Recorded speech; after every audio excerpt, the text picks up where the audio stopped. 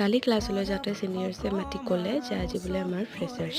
কিবা এটা পাতিলে ছোৱালীবিলাকৰ প্ৰথম চিন্তা কি হয় বাৰু, কি পিন্ধিব, আৰু মোৰো সেইটোৱে হ'ল কাৰণ মই চাদৰ মেখেলা নি থোৱা নাছিলে আৰু সেইকাৰণে মই কুৰ্তিয়ে পিন্ধিব লগা হ'ল। মোৰ ফ্ৰেণ্ড অংকুৰ হোষ্টেলত সোমালোঁ প্ৰথমে, তাৰপিছত আমাক ৱেলকাম কৰিলে ধুনীয়াকৈ গৈ পোৱাৰ পাছত আৰু ইভেণ্টটো আৰম্ভ হ'ল। ফ্ৰেছাৰ্ছ হৈছিলে দুটা পাৰ্টত। প্ৰথমটো আছিলে অফিচিয়েল, তাৰপিছত লাঞ্চ, তাৰপিছত আনঅফিচিয়েল।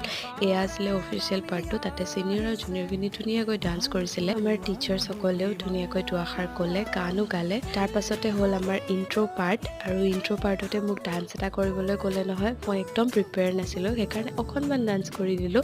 1 মিনিটৰ ভিডিঅ'টো দেখাব নোৱাৰোঁ বাৰু। তাৰ পাছতে হ'ল আমাৰ লাঞ্চ ব্ৰেক, খুব ধুনীয়াকৈ এৰেঞ্জ কৰিছিলে ছিনিয়ৰ্ছখিনিয়ে। তাৰ পাছতে হ'ল আনঅফিচিয়েল, ইয়াতে টাস্ক দিছিলে, গেম খেলাইছিলে। আৰু একেবাৰে শেষত আংকুৱে পালে মিছ ফ্ৰেছাৰ্ছ আৰু বিকাশে পালে মিষ্টাৰ ফ্ৰেছাৰ্ছ, আৰু মোকো তেওঁলোকে এটা টাইটেল দিছে মষ্ট টেলেণ্টেড বুলি। আৰু এনেকৈ ইউনিভাৰ্চিটিৰ প্ৰথমটো ইভেণ্ট ধুনীয়াকৈ গ'ল।